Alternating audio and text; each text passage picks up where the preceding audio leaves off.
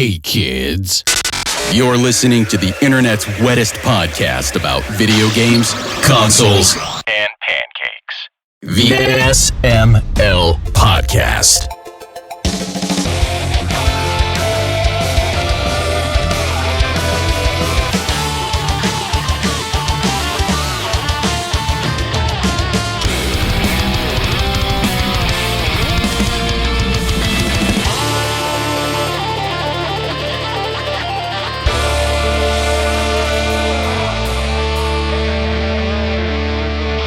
Make magic happen with your recording box. What? I said make magic happen with your recording box. I will turn off speakerphone. What's up, everybody? This is the SML Podcast. I am your host, Joe. It is a PartyCast. We've got Tim here, we've got Brooke here, we've got Chris here, and we've got Pernell here. How is everybody doing? I long for the days of speakerphone. No speakerphone. Well, who's it? I'm good. Tim, how are you? Oh, it's awful. It's the worst week of the year. Whoa, that's right. School system, Tim. I like how no one's given me spoilers as to Tim's specific job, even though each week I collect a few more clues. And I could just look it up, but like, what's the fun in that? I think he's a spy for a certain school district, but he won't tell us which. I'm a spy for the school district? Yes, you're spying on one school district for another school district. Football pranks are getting crazy, I tells you. I mean, they generally just tell each other what's going on, I hate to tell you. Like, there's really no cloak and dagger going on. Tim's That's like sweating through his clothes because he's a spy and you just outed him on live air. And he knows that their superintendent or whatever is listening. Brooke knows what I'm talking. Brooke knows the deal. See? Yeah, you can't fool me. I'm hip to you. I'm hip to you, square. Brooke doesn't know the deal because she said someone is listening, and that is just false. I said Brooke knows the deal. It's 100%. She's on board. No, she said someone was listening, and that's just wrong. No I like listens. how Pernell continues to spin doctor for me. You know, I know what's going on. My reading was unique. Like this, I want this guy in my court. I'm already there. I have season tickets. We are building a rich narrative. Yeah. Adding to our lore. Chris, how are you doing? You're moving, aren't you? Yeah, I'm trying to find my mouse pad right now. Because my mouse goes crazy when it's just on my desk. Set some cheese out. He'll find it. What's on everybody's mouse pad? You guys got vanity mouse pads like me? Mine's a JoJo's pad. Surprise, No, surprise. it's just black. Oh, man. Mine is ancient. It's a freaking Arc the Lad mouse pad I got from E3 back in like 2002. I've got the most embarrassing one. Nice. Who remembers Record of Agarest War? Oh, I do. You got the breast pad. It's upstairs. Obviously, we all do, Joe. I've got the booby Ain't nobody mouse alive pad. haven't heard of Record of Agarest War. Come on, who do you take us for? Got the booby pad. I'm on like my fourth one. I keep buying collector's editions just for the mouse pads. Nice. I respect Wait, that. how are you on your fourth one? Like Because 4 they copies get of old. that game? Hello? What? They get old and they get like gunky. And Oh no, I took you like extra hyper literally. I assumed you were saying you've purchased 4 copies of Record of Agarest War to replace the booby pad with the same booby pad from the same game CE. Yeah. Oh my god, I was right. Why? Because I like the mouse pad. But there's other Can you games not that purchase- also have booby mouse pads. I don't know if there's any other good booby mouse pads. I know the one in that collector's edition is a solid quality, so if I see one for $20, I'll jump on it. I can tell you right now, I need to expand my Since mouse pad there's taste. many a titty mouse pad out there, and I'm sure that tit mouse pad technology has advanced in the past. How many years? at least 15. Yeah. Well, I have one more in storage, so I'm still good for a while. I like how you think ahead. I do that with all my favorite shit too. My friends are like, "This is some Virgo shit. If I like something, I'll buy 3 or 4 of it because I know I'm going to wear it out in a few years." So I'm digging what you're talking about. I mean, if you see a mouse pad for $15-$20 cheap enough, why not, right? Yeah. So- I mean, I don't always buy the full collector's edition. Before we Like, I have start talking about, oh, sorry, good. No, I was just saying, I have a second one upstairs, and I wasn't even trying to get them. I just happened to have a second booby mouse pad that came with a completely different game. Nice.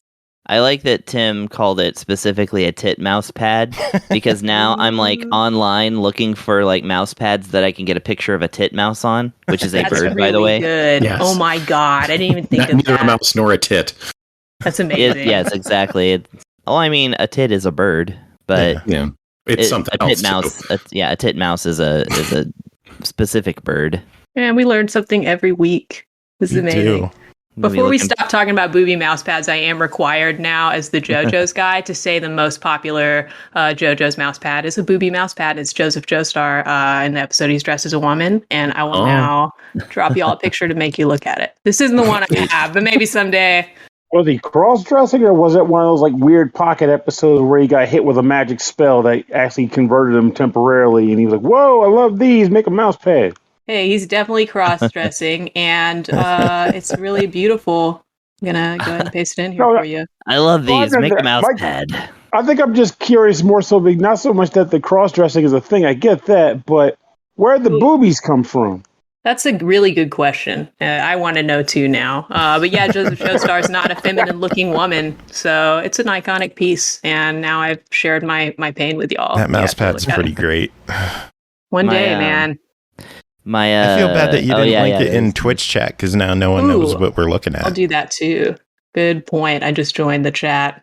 Funny enough, the only my answer is also like Tim's. It's just a black mouse pad. But the most interesting one that I have, I actually got from Joe because it was part of the prize pack for naming the podcast, and it's a lenticular Final Fantasy IX mouse pad that apparently was a pre-order bonus with the game. Is that right, Joe? I don't remember. Probably. Oh, I mean, why would it be a pre-order bonus with a different game, right? True. But yeah, it's lenticular, so that means that it doesn't actually work with my mouse's laser. It It would work with a ball mouse, which is what we had back in the day, but I had to use the standard. Remember ball mice? Yes, I still I have one for the PlayStation. Really? What do you use it for? There's a few point-and-click games that you can play on the PlayStation, including both Discworld games, which are what I specifically bought it for. But it is itself it was a special edition mouse that came with a collector's edition of Tokimeki Memorial. Huh. So it was for that originally. Interesting. And yeah, so it's a nice little mouse with the I know everybody's going to hate me for not remembering the most popular girl in Tokimeki Memorial's name, but her face is on right. You fucking Saori? Is it Saori? Don't even talk to me anymore. Jesus. I have to look it up now. If it's Saori, though, I am owed an apology. Thought you were cool, Chris. I know. You guys are awful. You were all terrible. Jokes aside, I never even played a Tokimeki Memorial, so I got nothing to I can't say shit. I have not played it myself either, although I did find out there's a fully translated ROM of the Super Nintendo version that I have now, so I'm gonna play it at some point. Spoilers, but because it's in Japanese, like it's a very wordy romance VN fully in Japanese. So of course I haven't actually played it. But it's such a big deal. Like the main girl in the first game is such a big deal that I'm embarrassed actually that I forgot it. I watched a 6-hour-long video talking about that game, so I should remember at least something. 6 hours? The hell did you have to say that took 6 hours? Well, so that would go into a whole nother tangent, but if you've ever heard the name Tim Rogers, then you would believe me. That he made a 6-hour-long video of just him talking about Tokimeki Memorial. That includes 2 full playthroughs of the game. Jeez. What about the same guy that made the 6-hour video about the Doctor Strange movie? Maybe. Maybe. He worked for Kotaku for a while, and he's a translator now. Translated 2 fantastic games, so I'm a fan of his, but he is an interesting internet feller. Anyway. Internet fellers. Carnage is saying that the episode thumbnail is going to be the mouse pad, and the title will be "Record of Aga Breast War." Oh, I'm glad you made us abreast of the situation there. Yeah, Nice. I think it should be a picture of a titmouse. Thank you. Thanks. The 6-hour video I'm seeing on YouTube about Doctor Strange was not Tim Rogers. I think he only really talks about video games. Okay. So someone else is out there. More people making 6-hour 6-hour videos. Okay. There's so many videos of people just unhinged talking about, and like fully edited too, with like B-rolls and like, fancy cameras. I love that you made sure to confirm they're unhinged. It's not just some guys. No, this fucker's unhinged. Check it out. Well, I liked the Tokimeki Memorial thing. I mean, I was doing something else. That's why I watched the whole 6-hour video in one go, despite several warnings throughout the video that you should not watch it all at once and you should take a break every hour or so. But he just really wanted to. He didn't want to mess with making it an episodic thing. So fair. Yeah. But I was doing something, I can't remember what. I was like playing a game or something, and I was like, I could just be here for this whole thing. So I did. Damn. And shall be. And that is my two experiences with Tokimeki Memorial is owning a mouse and watching probably the longest single video game review I've ever heard outside of the SML podcast. Oh, dig. We knew that was coming. Had to bring it back around. I think our longest one is 40 minutes. Ooh. What was the game? No, it was Glenn Case talking. The game was the guy was named Glenn Case. Yeah. It's like, wait a minute, who's this Glenn Case fella? I was thinking, what system is Glenn Case on? Sequel to the Silver Case. Oh, Jesus. Anyway, should we talk reviews? Because we got a lot tonight. Cowabunga it is. Yes, indeed. First game to talk about tonight is Teenage Mutant Ninja Turtles, the Cowabunga Collection, developed by Digital Eclipse and Konami, published by Konami Digital Entertainment, released August 30th on Xbox One, Series X and S, Switch, PS4, PS5, and PC for $39.99. Teenage Mutant Ninja Turtles, the Cowabunga Collection assembles 13 classic Ninja Turtles games by Konami in one incredible package. This collection provides a unique opportunity for gamers to experience these immensely popular and very influential games and includes a fantastic set of new quality of life features. Tim, tell us about your time with the Cowabunga Collection. I mean, that pretty much sums it all up right there. I mean, the copy is all true. There you go. So yeah, this is, a couple months ago, we got TMNT Shredder's Revenge, which was like a modern sequel to these games. And now here, a couple months later, we have these games, a collection of Teenage Mutant Ninja Turtles video games from 30 years ago when Teenage Mutant Ninja Turtles was arguably at the height of its power. But it's certainly the height of its video game power was 30 years ago when these games were, and this franchise was a big deal. Nowadays, well, I don't know that game was good, so kind of a big deal, but for the most part, Teenage Mutant Ninja Turtles video games have not meant much between the years of like 1995 and 2022. So there was a break. So what you get here, you get yourself 2 arcade games. You get the original Teenage Mutant Ninja Turtles, also known as TMNT, the arcade game. You get Turtles in Time, which is the second Teenage Mutant Ninja Turtles arcade game, both very fondly remembered. You get the NES Teenage Mutant Ninja Turtle trilogy, which includes the infamous Teenage Mutant Ninja Turtles #1 with its infamous dam level where you have to swim around and defuse bombs. That damn level.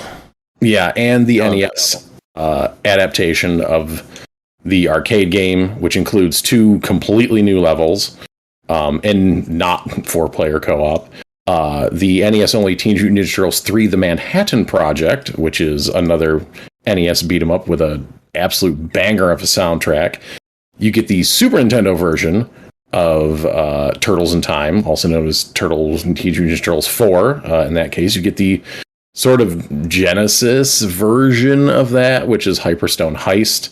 Like a remix, kind of. Yeah. The way in which Super Nintendo and Genesis versions were similar but still different sometimes, and sometimes just completely fucking different in that era, which was awesome. My favorite era of games just being just wildly different on 2 different platforms. It was a lot of fun, and you get to experience it here. You get 3 Game Boy games, oft overlooked in any kind of mainstream collection. I feel like I don't remember. Like, you get 3 original Game Boy side-scrolling action games, and you get 3 versions of Teenage Mutant Ninja Turtles Tournament Fighter, which is not a great fighting game, but is fun, and that's what matters. You get the NES, the Super Nintendo, and Genesis versions, each of which are different in their own special ways. I would argue that the NES Tournament Fighters is the best one-on-one fighting game available on the NES in America, at least. I would make that bold hot take claim. Is it also the only one? It is. You caught my joke. I had to think about it, like maybe some like early like Karateka is on there or something. I don't know. Anyways, in addition to you get the US version of all these games, and you also get the Japanese version of all these games, which you can just switch between with a touch of a button on the game select. So that's the games, and those games are of varying degrees of quality, but it is comprehensive for that era of Teenage Mutant Ninja Turtles. The stuff that makes this package attractive, like really attractive, is everything else I'm about to talk about. So each game has a submenu for enhancements before you launch the game. And these can range from anything from just like, God mode, or easier modes, to quality of life things. Like you can turn off the sprite flicker and slowdown in all the NES games, so they just play completely smoothly. Ooh. They have things that modify the inputs for some of, I think it's Turtles in Time and maybe the arcade version of the arcade game. I was, they all kind of mush together, but one that it like changes how like the dash inputs work in Turtles in Time, that changes how the jump kicks work in one of the brawlers. Like you can input the attack lower in the jump, so you can jump kick faster and like at a different angle, which is cool. Just stuff like that. Like in the fighting games, you can just have the bosses unlocked for versus play right off the bat. Just all kinds of like fun little stuff to muck with the game, which is great.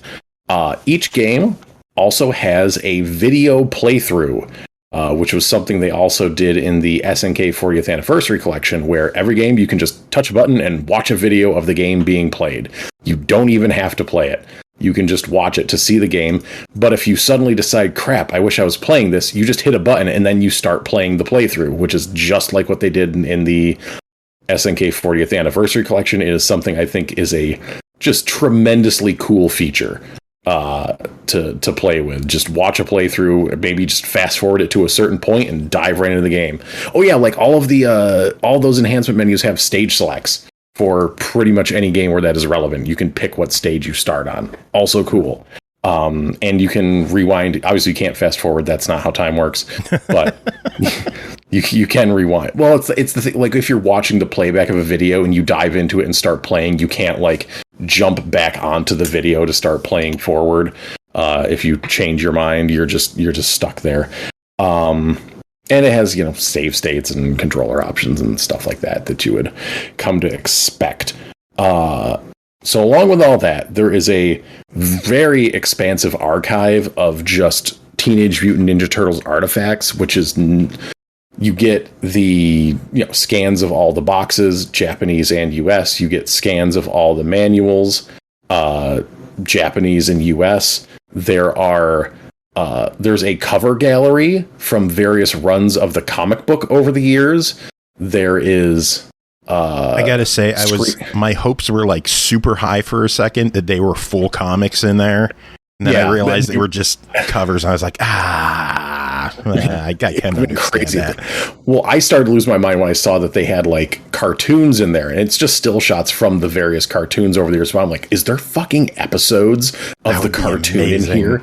And there isn't, which is, once you get your hopes up, it's kind of like, but it's, ultimately there are over 3,700 artifacts in this archive, which also includes like design docs for some of the games. They don't have them for every game, but they do for some of them. And they have a they've built a search engine into the game where you can say, okay, I want to see design docs for like, what do you have for the arcade games or the Game Boy games or the NES games? And it will show you what they have, and you can just go right and just jump straight to them, which is when you have that much stuff to look through, is a fantastic tool for just like whatever it is that you want to thumb through on that particular day. But again, like 3,700 design. Yeah, it's going to keep you busy. You're going to be looking at stuff forever. They have a music player in there too with like all of the game's soundtracks. And yeah, like I was in there earlier just like thumbing through like the design sketches for the levels in the first Game Boy game. And they're just like all in there. You just like go right through them. It's just really cool stuff. And then on top of all that, there is online play that is available for, you don't just have to play on the couch. You can play online. There's 4 games that are online. Ninja Turtles Arcade, Turtles in Time Arcade, Hyperstone Heist, and Tournament Fighters Super Nintendo. Yeah. How selective. Yeah, I don't know why they chose the ones they chose and why they didn't do all of them that supported multiplayer. I'm guessing technical issues or technical reasons. Because, Good luck getting through the Manhattan Project on NES without a second player. Well, hey, guess what? One of the enhancements is an easy mode that is built into the game, but not available in the game proper. I like God mode in the arcade game where fucking Rocksteady pops up, you punch him once and he's down. I thought that was cool that apparently they had an easy mode for Manhattan Project, but it just wasn't selectable in the game. But you can select it in this cheat menu and play through it on easy mode. So you perhaps can get through Manhattan Project with just one player. And if you do, you get rewarded with an achievement on Xbox or a trophy on PlayStation, which is, I think, my only real gripe with this game. The achievements on, Steam, Xbox, and PlayStation are just lazy. There's only 13 of them, and it's to beat each of the games. Wow, that sounds like an easy platinum to me. I mean, yeah, possible. I mean, if you could get through the first game on NES, but it seems lazy. I wish they would have put more care into the achievements. I wish they would have had more per game. Like, give us a couple, like 2-3 achievements per game, and give us more than 13 for how much is in this. I just think they skimped out on achievements, and they could have done better. Oh, I don't give a shit. Me neither. Me treater. Well, we have a lot of listeners who do care about achievements, so I do have to bring them up. And I think in this day and age, that's something you have to consider with achievements, with reviewing games, is a lot of people are in it for achievements. And we've reviewed games that are pretty much solely for achievements. There's publishers that churn out stuff here, so that's not a concern. Yeah. Well, I played it on Xbox, so...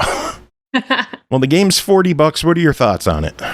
It's worth buying. It's a great package. It's wonderful. Like, if you were already interested in it, you should buy it because it's great. It's a great piece of gathered Ninja Turtles nostalgia. You get those games just like at your fingertips, easy to play, and enjoy.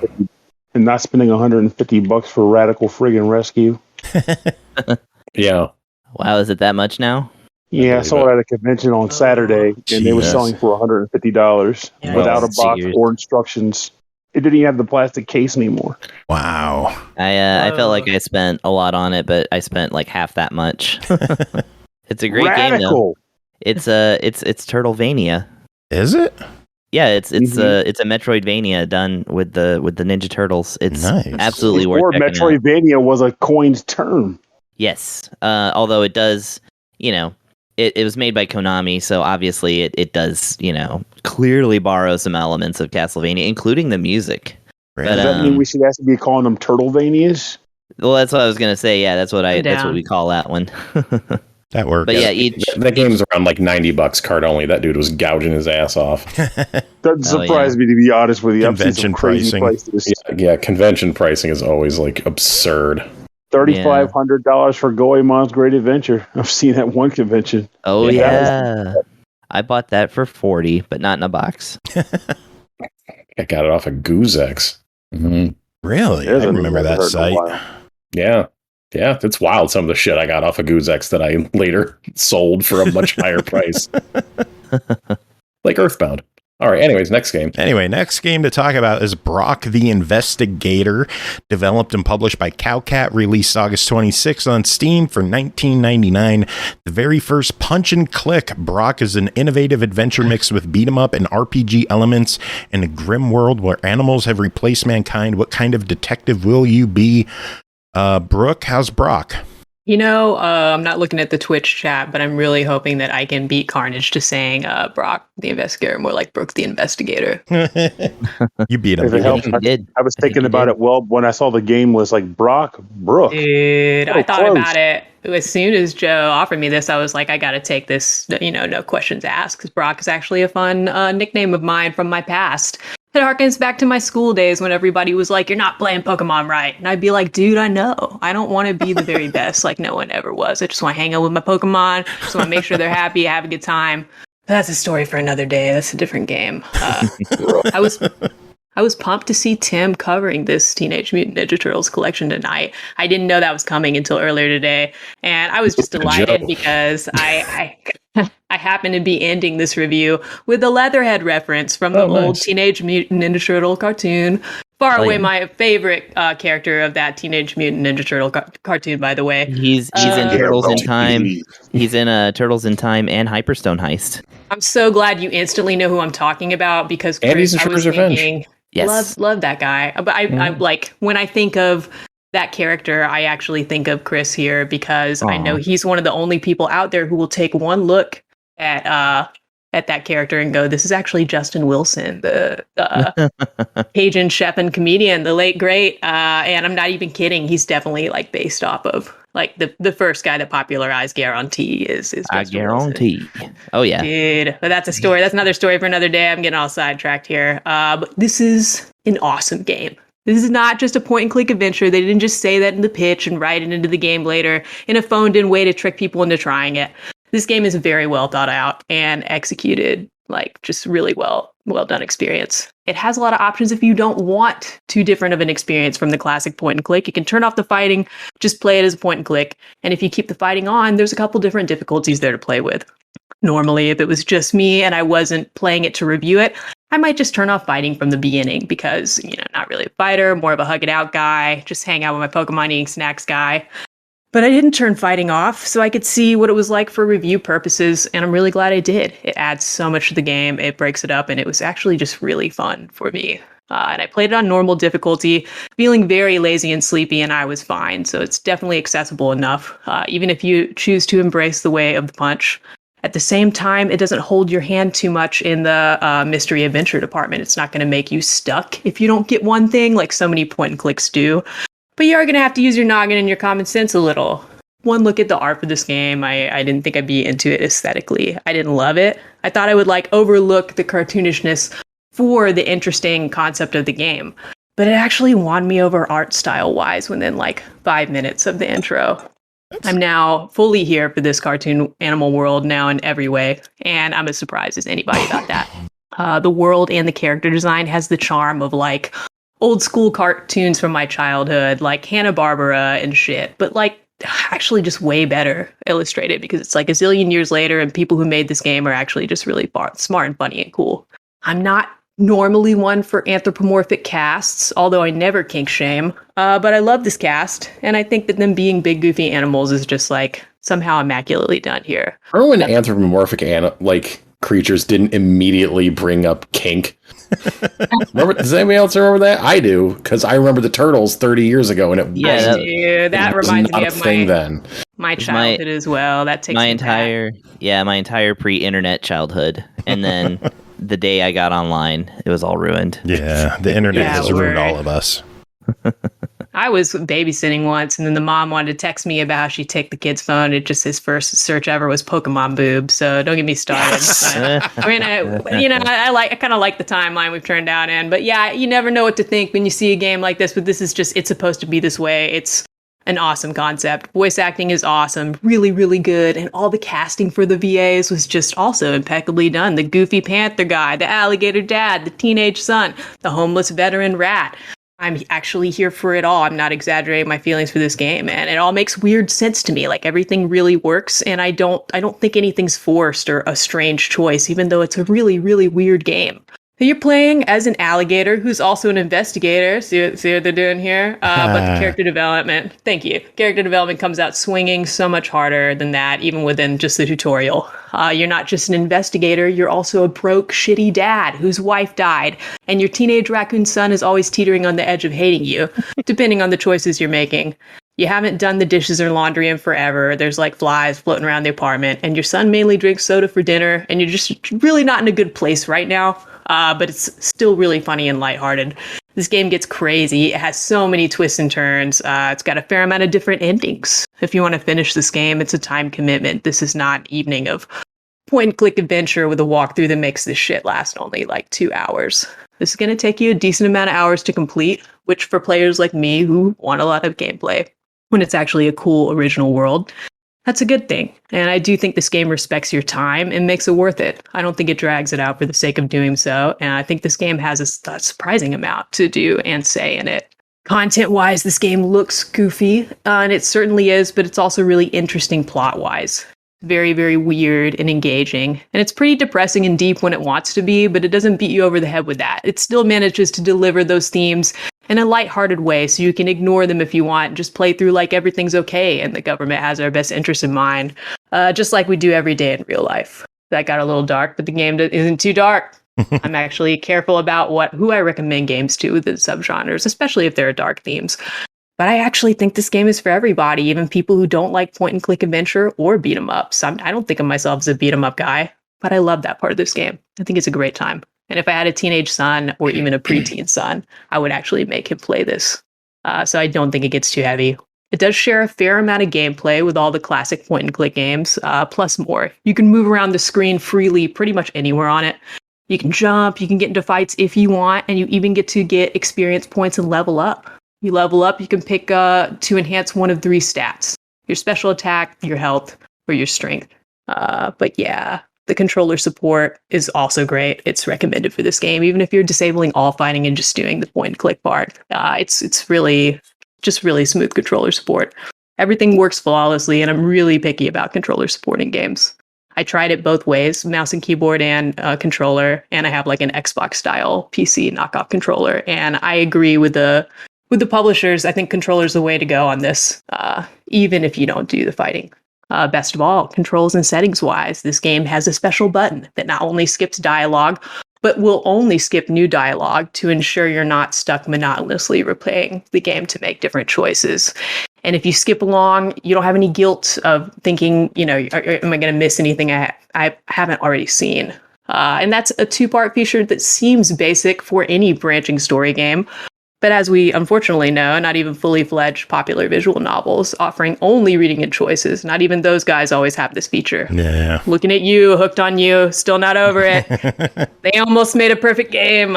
So good. But yeah, this game has thought that over, and it not only lets you skip, but it lets you skip with all the flashy features you could ever dream to make it easy to get those other endings and make new choices. It makes you want to come back.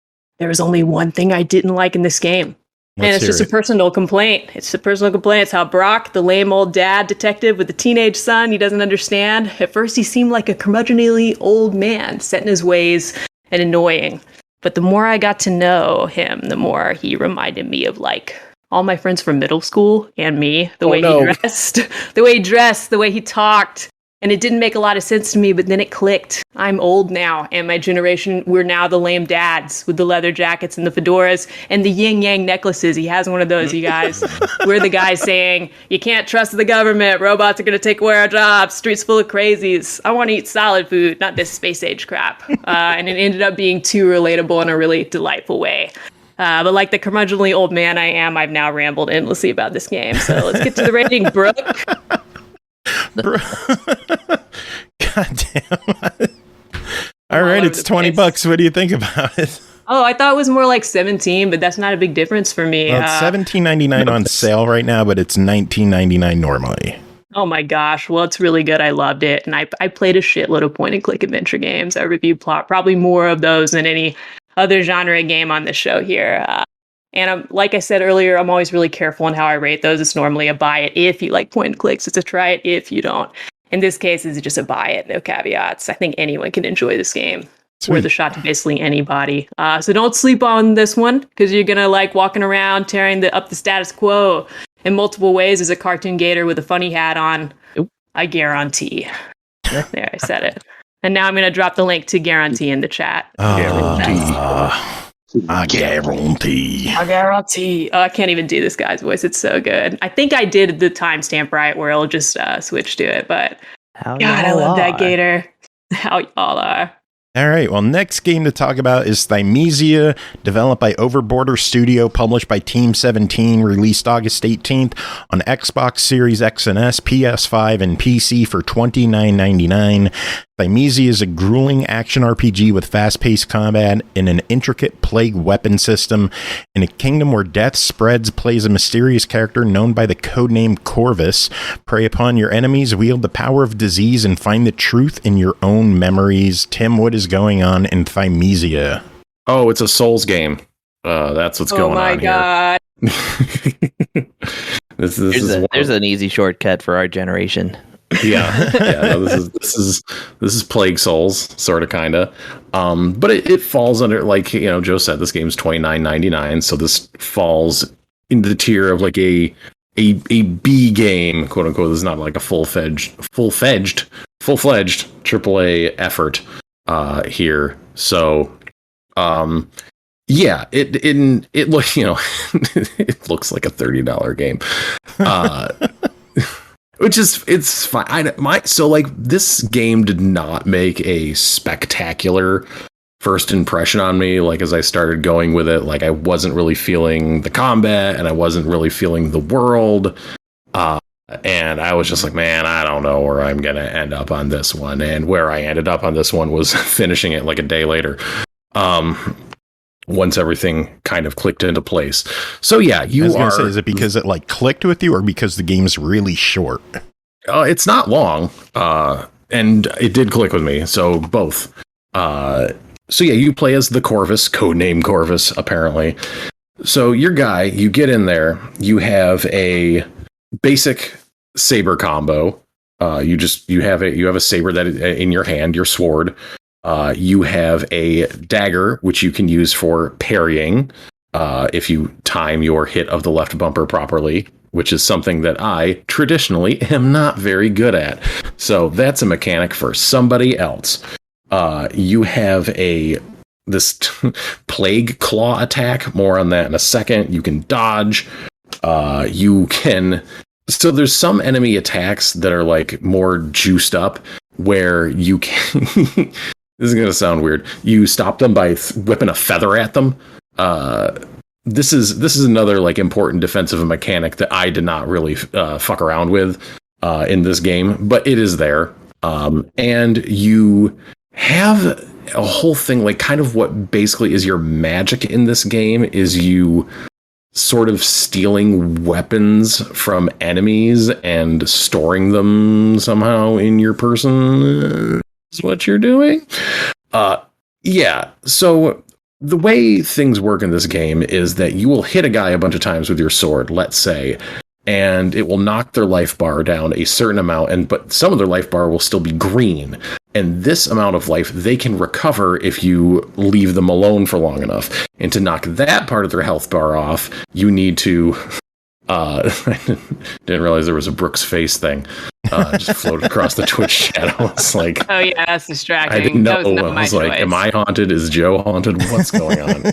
Either way, so you'll hit an enemy a few times with your sword, knock their life down, and then you want to follow up with your claw, which will knock off that green life bar to actually do permanent damage onto them. And you might ask, is it really fun to basically have to kill enemies twice to do double damage? And the answer is, I don't know if that's really the best choice. And it's also something that does not apply to your character, because if that were the case, I would be like, yeah, sure, that would be great if like I get hit a little bit and I can like smack him with my claw and steal health back for me. That seems like cool and fair, but no, this game is not about that. It's just a thing you have to do and something that you have to factor into your combat, and that's fine. But playing through, like, so there's only 3 areas in this game. There is sort of a dilapidated, like, plague-ridden tree town, which might call memories of the Valley of Defilement in Demon Souls or Blight Town, which are great places in those games that everybody loves. Though it's not that bad because there's poison everywhere. But it just reminds me of that, like, aesthetic. There is a like the Royal Garden is the second one, which ends up with you in kind of like a bloody library area. And then there's one that's a pretty generic fantasy fortress, is the third one. And they're not all available from the start. They kind of unlock. You go through one, and then the next one unlocks, and then the next one unlocks. Then after you complete the boss of the third one, then the final boss unlocks from there. However, along the way, you are also, like, once you clear a level, you then unlock a couple of side missions for that level, which I initially was kind of like, after I played the first couple of them, and again, I was kind of like, well, these are just seem like they're a slight remix of the assets that were already in the level and aren't really adding too much. I guess it's like, okay, I can go here and grind a little bit, but didn't really seem, I kind of like ignored them for a bit. Until I got to the end and came back around and realized, like, oh, if you do that stuff, there's kind of some very important stuff by going down those optional paths, like different areas and like big, like bosses that you will not see elsewhere and are necessary for unlocking more endings of the game, which is cool. Though, and also, like I said, it is a short game. It can be viewed as kind of like, well, you're just kind of padding things out with the levels a little bit there, but nah. So you got your guy and you beat up other guys and you get experience, which you only actually have 3 stats to pour them into in this game. You have like the strength for your saber attack. You have your health. You have your plague, which applies to your claw. So it makes your claw attack that takes down the green life bar do more damage. Every time you level up, you get a skill point, and then there's like quite a bit of skill tree stuff going on. There's stuff for, again, your saber attacks, for your dodging, for your claw attacks, for your feather attacks, for just like miscellaneous strategy. There's another one that I'm not thinking of. So it's cool to like get an additional bit of stats and have something that you can then put into a skill to make your start customizing your character that way. And there's branching paths, and like going down one skill tree will lock out the other. So you do end up in a situation where you start customizing your character maybe more towards offense or defense, or using like the aforementioned feathers or just other things. For me, it was like, okay, I'm going to beef up my saber attack. I'm going to beef up my dodging, and I am pretty much going offense, offense, offense, offense, offense. Because the best defense is they can't kill you if they're dead. And yep, on top of that, so certain enemies, and one of kind of the bummers about this game is most of the enemies are just guys with weapons, but this is a thing that plays into the whole weapon system of the game. There's like 20 or so different weapons, and you see a guy with a weapon, and if you charge up your claw attack and hit him, you will steal a like phantom magic version of that weapon, which will give you like a 1-use slot of that weapon. But also certain enemies, stronger enemies, which basically only stand out because their life bar doesn't go down as fast. They will drop shards of a weapon, which you can then use to unlock those weapons, and you can pick specific ones to equip. And like I said, there's 20 of them, and then like if you find more shards, you can power them up more, and it's a great way to customize your character. But let's just cut to the chase. You use the bow because it's bullshit, because it lets you hit enemies from afar, and it is super cheap and cheesy. And it's great. And is ammo limited? It's limited by your magic bar. Uh-huh. So, I would get in like 3 shots, but here's the thing. So you're shooting them and you're taking down their first life bar. And then when I would use my claw to knock down that second life bar, I would be getting magic back out of them, because magic is plague. So I'm sucking the plague out of them, so I have more plague power, and then I can shoot more arrows at them and rinse and repeat. and that's a lot of fun. And basically, like I said, I wasn't really feeling it through the first area and the first boss, but it wasn't until like I got a few weapons unlocked and I figured out how to equip them. That was like one thing, you know, all the numerous tutorials of the game kind of I missed or it glazed over, was like how to equip them. It's like, okay, once I started equipping those and I started getting a bit more power into my character, unlocking more stuff in the skill tree, like things started to feel like way better and really good. And despite, you know, a lot of the enemies being kind of samey and fodder, like I was just tearing through them so fast. And the game has a really brisk, more like Bloodborne-y pace to it, compared to Dark Souls and Elden Ring, which can be more methodical on average, I feel like. But that was me. That was my offensive style. You can definitely lean more into defense and parrying. There's actually a skill you unlock that instead of parrying, you will just block. And you will still take some damage, but if you're just not into getting the timing down, at least that is a thing you can do defensively, which I think is cool. And yeah, I wish the game had voice acting. That's another thing I wish the game had that it does not. I can't help but laugh every time we get a raid because of that sound clip of Jacob. Mm-hmm. It is awful, and I love it. I need more different sound effects for Twitch. Yeah, at the end of the day, like I was, you know, pretty addicted to it for its short playtime. I think even with I didn't see an actual hour counter. I can't imagine it was much more than 5. I'm sure it was less than 5 for me to get to the initial ending. And then like if you go through and you do like the extra side quests and stuff to beat more bosses and unlock more ending possibilities, then you'll get up to you know, maybe around like 7-9 hours. But I don't have a problem with that. Like a brisk, fun Souls-like experience. It ended up, despite my doubts at the beginning, it ended up kind of like proving that it had some cool stuff to bring to the genre that I enjoyed. It is a little rough around the edges. Like it's not, it looks fine. Like the art's good, but it's not a looker of, you know, the caliber of a AAA game. Yeah. That's fine. Not every game has to look like that. It is good for $30 games to exist that don't meet those standards or those expectations, but are good and do cool things and are fun and don't take up too much of your time.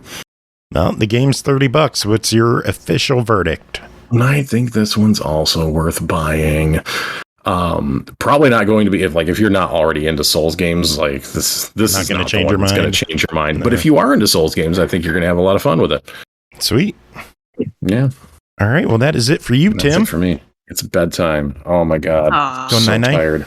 Oh, I'm so 9:00. I got home from work at 9:30 last night and went to bed at 10:30, and then I was back into work at 7 this morning. Oh my God, that sucks.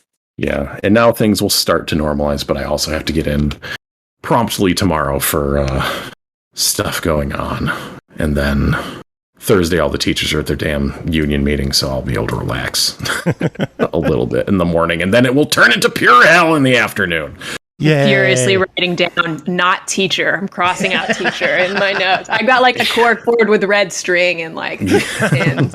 I'm gonna figure it out. Yeah. Yep. All right, Tim, do you have any final words? No, I do not. No. I'm ready for TP. Good night. Have a good one. All right, next up, we got some fishing games to talk about, and fishing means sports. That means it is time for sports ball shenanigans. Norg, take it away. And now for Sport Ball Shenanigans with Chris Taylor. On the SML podcast. We tried to get Bob Costas, and he was all like, fuck no. Yes, it is fishing time. It is sports ball time. The next game to talk about is Call of the Wild: The Angler, developed and published by Expansive Worlds. It released August 31st on PC for $29.99. From the creators of The Hunter Call of the Wild comes a genre-defying fishing experience. Explore a vast and atmospheric open world in search of the perfect fishing spot. Ride the open waters alone or with friends and embark on your journey to become a master angler. Chris, Brooke, you two both dabbled in this one. What are your thoughts? Who wants to start us out? Chris, you could start. I can start us out. I can at least Chris. describe the game first. Cool. So this is Call of the Wild. It's based on the book by Jack London about the God wolf. damn it. Who... All right, that's all I got. No, I'm just kidding. Okay. It's important to know the source material. It really is, yeah. I mean, it helps if you've read the book at least to get the the world building. Even though the characters don't necessarily cross over. Anyways, so yeah, the Angler, which also sounds like a Bass Pro Shop superhero. Yes. So, anyways, this is a fishing game adventure kind of. Where basically you create a character, you get immersed into this first-person world, where you explore, talk to townsfolk, get side quests, explore the map, unlock fast travel points, and go fishing for experience points and money in order to buy better gear, and then catch higher level fishies and stuff. It's basically Skyrim, the fishing I was going to game. say it's Skyrim, but with fishing. Oh my God. It is. You beat me We all to the went the joke. same place with it. Furiously amending my notes right now. No, it seriously is. Like, it starts off with this intro that's that's like narrated by like a kindly old man, and Brooke's gonna get this. I don't know if everybody's gonna get this. Okay, but in Texas, we have a fantastic fast food place called Whataburger. Oh my God. And Whataburger's commercial spokesman, I've never seen him before, but he's this old man with like the old maniest cowboy voice. And when he describes like a chicken taquito or whatever, or like a whatever hamburger that they're selling, like you want it. Like it's so like it's such good narration work, and that's my God, it's so true. Exactly what I thought when I started this game. I was like, oh my God, I'm hungry for Whataburger, man. That's awesome. I'm gonna try to find a link to his voice for the Twitch chat really quick. I'm like, I should have let you go first because this isn't good shit. I don't know. I'm gonna find it. Like, is it one of these kind of voices? A little bit more kindly, a little more down home cooking. That's getting there. It's getting there. Going fishing with my friends. That kind of is it. And the guy's name is Clayton something or other. And you do actually meet him in person. He is one of the quest givers. Yeah, he gives you some of the quests. And here's the thing. Like, I'm talking about all this to get it out of the way so I can talk about the fishing, by the way. There really is fishing in this game. But like the first quest he gives you is to like go around the map and try to find like different trees that are infested with like with a certain kind of malady. Like he's basically like his job, like your location is this a preserve, so like a nature preserve. And so, like, even though you're allowed to catch the fish, that plot-wise, you're not allowed to keep the fish, and that's why. Apparently, capturing and torturing animals is fine as long as you put them back. Anyways, but he has you like looking around at trees and shit while you're like moving around this gigantic map that literally has mountains that you can climb, and like it has hidden fishing. It's crazy. It does feel a lot like if Sky, because it's also very mountainous, the terrain. It's not wintry, but apart from that, I was just like, damn, this really is like Skyrim, the fishing game. I'm so impressed. And yeah, okay, so the fishing. Basically, you equip a rod just like you would a sword, and you can just whip it out and then, dunk your line at any point at which there is water. And this may lead you to some surprises because, there could be fish in places that you kind of weren't expecting.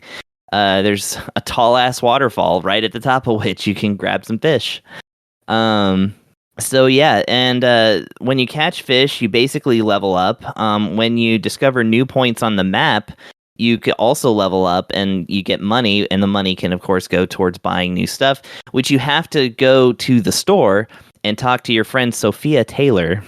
She actually has a name, and she sells you like new stuff and everything, and she also gives you quests in the form of like both talking to her, and there's also bulletin boards that are kind of scattered across the center of the preserve, where you can just go and look at a sticky note, and that basically gives you a quest. And it's really, really cool. Like the immersive nature of it.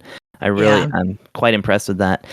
So, does Brooke have anything do you have anything to add to that before we talk about the actual fishing? I don't know. I don't want to take any of your material. I kind of want to see where you go with it. But okay. That's no problem. Before you talk about the actual fishing, I will just go ahead and say, before I say anything else, this game is cool. It's a huge labor of love. It's a big ass game. It's a cool and fancy game. That being said, if in-person fishing is a little boring to you and you're like me and that's why you play fishing video games, this might not be the perfect game for you, because this is fishing, dude. This is the real deal. This is what it's really like. And it's maybe too real. It's very impressive that they pulled this off. I would say it's too real until you act like Skyrim. It's too real until you actually start talking to the human characters and you're like, yeah, these humans don't look great. Compared to how the landscape and even how the fish look, and the first person graphics are great. And and by the way, you have vehicles in this game, including a truck that you can just drive around in order to explore more of the land. It's great. Yeah, so the fishing, we'll talk about that now. So fishing is thankfully tracked really well to a controller, as well as the keyboard and mouse setup. Agree. It seems to follow the standard conventions of basically shoulder button. You hold that down, you whip the stick back and then forth, and then let go of the shoulder button in order to cast, which is a classic move. You do kind of the same thing with the mouse, but I steadfastly refuse to acknowledge keyboard and mouse controls in my Steam games. I feel as a console gamer, I have a right to do so. Yeah. And Fair. I'm gonna say that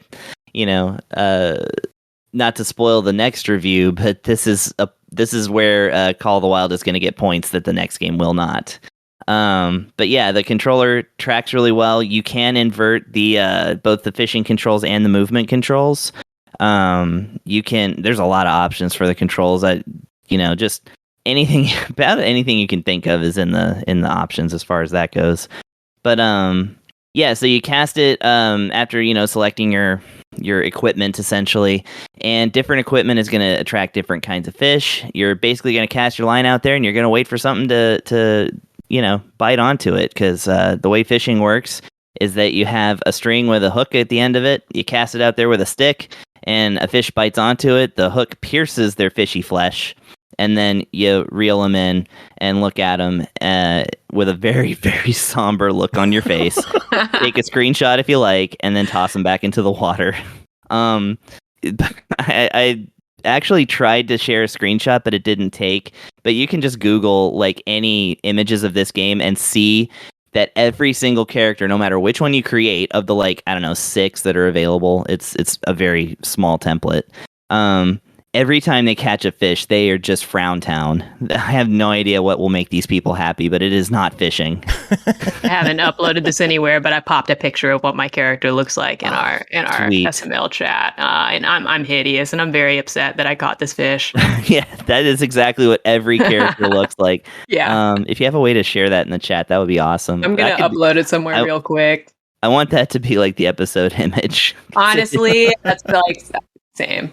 Because I only caught small fries too, like what Brooke has here. Although largemouth bass, that's nothing to sneeze at. But that's I've seen pictures of other people catching record sized fish, and they still have the same look on their face. It's so funny.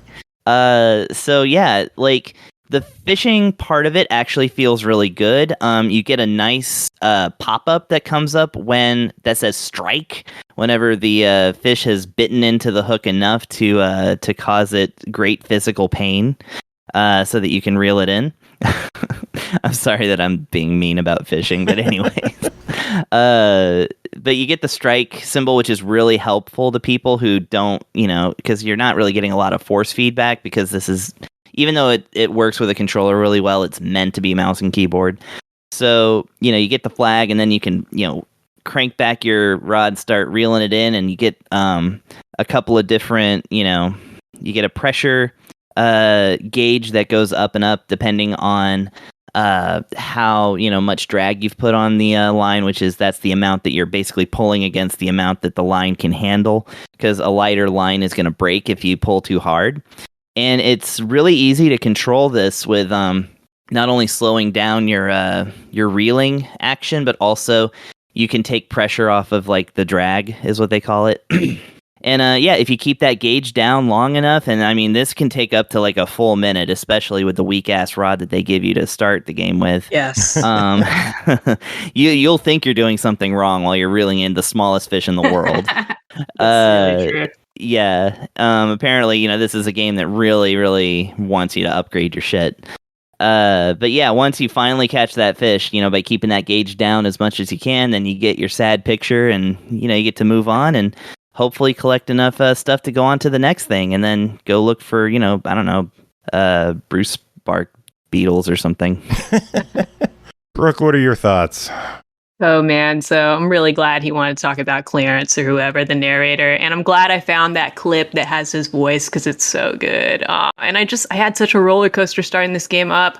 It starts out, the narrator is all, I don't know his name because I can't remember. He's like, my name is Clarence Thomas, and this here's my park. And I'm like, oh God, what is this redneck shit about to even be about? Which, like, my heart is filling with dread only because it's making me self-conscious of my own, like, Florida Southern roots, and I'm worried we're about to get, like, some real toxic masculinity hunter vibes or something. But to my surprise, delight, and shame for assuming the worst, just because I heard a man Southern drawl in a fishing game intro, that's not what happened. Cletus or whoever kept talking and was like, or I guess I should say our park, because it belongs to all of us and we've got to take care of it. And it like slow rolls you into being about fucking getting off your ass and recycling and taking care of the environment and shit, so we can keep fishing in nice parks. And don't keep the fish, by the way. Throw them back, idiot. And I just really enjoyed that. And then after that, the fishing experience was so real. I've done a lot of fishing in my life, and it tracks, man. Joe, last week I kind of almost accidentally talked about this game before the embargo, and it's not that I thought that you specifically would like it, but I thought you would like the name of one of the achievements, which is, can you smell what the rod is hooking? Oh, God. And I loved it so much. Chris and my friends outside the show know that Dwayne Johnson's The Rock is like very close to my heart. He's like a second me to me. He's also my very first cosplay at my very first anime convention, and that sounds made up, but it's not. And I can prove it with photos, and I will. Nice. But yeah, I will go ahead and say, like, I was going to say the exact same thing, and I think anybody who plays this game that's played Skyrim will be like, this is fishing Skyrim. When they say this is an open world fishing experience, they are not fucking around. It is like scary, realistic environmental experience. And if you end up getting on the glass boat and doing like some river boating, that is what it feels like to be on a boat and fishing. That's what it looks like and feels like, for sure. So did I personally have loads of fun playing it? Like, no, not at the fishing parts, because I'm kind of over that part of my life now, but it is a really insanely nice, refreshingly long and deep experience for IRL fishing lovers. You catch a couple fish in the intro, you learn about casting, tension, bait, you wait for the fish to wear itself out before reeling in some cases, all that good stuff. Then you get to your next tutorial quest, and it's stuff like Chris talked about. It's like, climb the tower nearby and survey the area, look around the park from the top, and you've got to take your little like first person dude and go up the stairs to the tower and actually climb the tower and look around.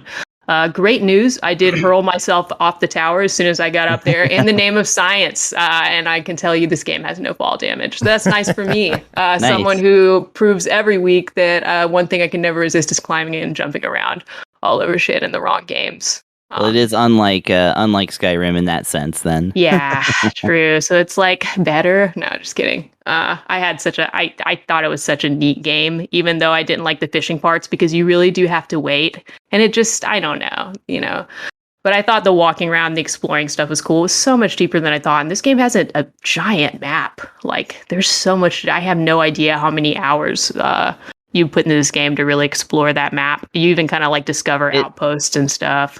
I didn't do this myself, but I did look at another reviewer that basically took about 2 real-world hours to cover the map and unlock most of the spots, like on the outer perimeter. Okay, cool. Yeah, and by the way, this really should be stated: the the actual graphical environment is gorgeous. It looks so good. So yeah, it looks awesome. There are some games I've played that like I wasn't even that into because I just wanted to walk around a big, pretty open world. And like, if I were still like desperately trying to find games that scratch that itch and not finding enough of them, this game would do that. So it's really cool. Chris kind of said everything I want to say about this game and the gameplay. I think he's right on the money. I just have one final note here. I wrote here that this game's not just for guys. We got a little something for the ladies. You can buy shoes, and they all look like shoes a Pokemon gym trainer would wear. So that's cool for me too. No falling damage. I can buy shoes. There's a great time waiting in here for the right people. I love that everything that, like, every note that you've covered is something I didn't even think to check for. Well, you covered a lot of my initial thoughts too, and you did a really good job. So we really tag team this one. See, we're doing like a pro handshake right now. Yeah. Well done.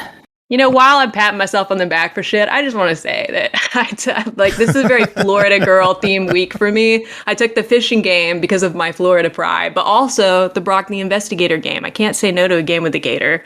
So I really honored my culture this week, and y'all have helped me do that. Hell yeah. Nice. Well, this game is sitting at $30. What do the two you think? I'm gonna say buy it.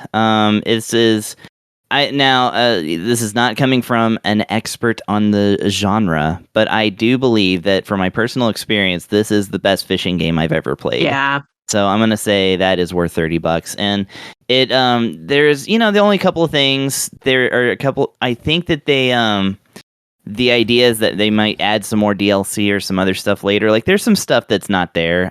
There's no way to there's no trophy room kind of situation where you can look at your best fish or whatever. Oh, that'd be cool. You can't in game. You can't really save. You can screenshot, of course, because it's a Steam game, but you have to do that yourself. It doesn't show you a picture of your best largemouth bass or whatever. Yeah. Oh, so man. It could use some stuff like that. There's a couple little features that are here and there that I'm this could use this and that.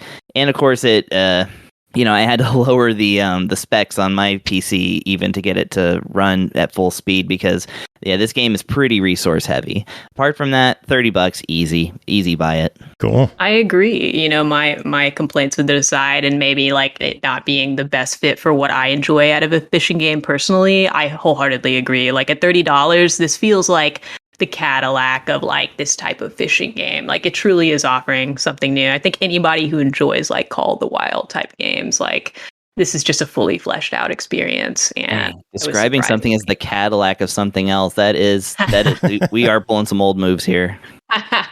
We're old. We've lived our lives. We're pouring out all this affection for a fishing game too. I can't believe this. Yeah. Anyway, I'm gonna put on my fedora. It's good. So it's a good game, and if I'm saying that, cool beans. Not because I'm. Go ahead, Brooke. Not because I'm the authority, but because I wouldn't normally like this, and I think it's an achievement done. Nice. Hell yeah. Well, speaking of an achievement, I made an image for the show. Brooke, if you would like to check chat, I tagged you, and I want your approval. Nice. Where is it? Did I miss good. it somewhere? I feel is it in the Twitch chat? Yeah. Yeah, the JoeCam net. Oh, I clicked the wrong one. I love it. It's so good. I'm even I'm really sad. I'm pouting so hard. I actually flipped your frown upside down. So that's why it looks even stupider. That's great. Oh my God. And I was worried, I was condemning us to a cross-dressing Joseph Joestar with boobs, mousepad icon. So this is a wholesome, I love this. Now we have a titmouse icon. Yeah, that's great. I love that the titmouse is the size of the bass. Quite a catch. This is great. Oh God, Brooke, are you gonna stick around for the other fishing game, or are you gonna head out? I'm not. I'm gonna go. I'm gonna head out. But no, that's all I got. That's all you got. Any final words? Both these games were surprisingly cool. I took them on both of my games. I took it on the for novelty, and I was really impressed by both. And that doesn't happen every week. So love when that happens. Week. Yeah. Nice. Well, night, you guys. Night, Brooke. Bye, Pernell. Bye, Chris. Bye, Joe. Bye, Twitch chat. Good night, Moon. Don't worry, Pernell. We'll get to you soon. But next game, got to keep the fishing going with Ultimate Fishing Simulator 2, developed by MasterCode, published by Ultimate Games, released August 22nd on Steam Early Access for $19.99. Are you a fishing fanatic with Ultimate Fishing Simulator 2? You can prove it. Here's a fishing simulator with 6 picturesque locations where you'll catch more than 60 species of fish, including the giant tiger shark. Grab your rod. Adventure awaits. Chris, what's going on in Fishing Sim 2? Okay, well, surprisingly not the exact same thing as the other game, so that's nice. I will say I made a tactical error in like really wanting to cover both of these fishing games in the same episode because I had to keep them like separated in my mind, which turns out that's really hard to do. So yeah, but we'll manage. So Ultimate Fishing Simulator 2 is another first-person fishing game that's done up with modern graphics and designs and such. This one is actually the sequel to a game that was on all the consoles as well as Steam. So I'm really hoping that this one sees a console release down the line because I would love to play this on Switch. Having said, I haven't purchased the first game on Switch. I'm going to guess after it comes out of early access, it'll hit consoles. It's still early.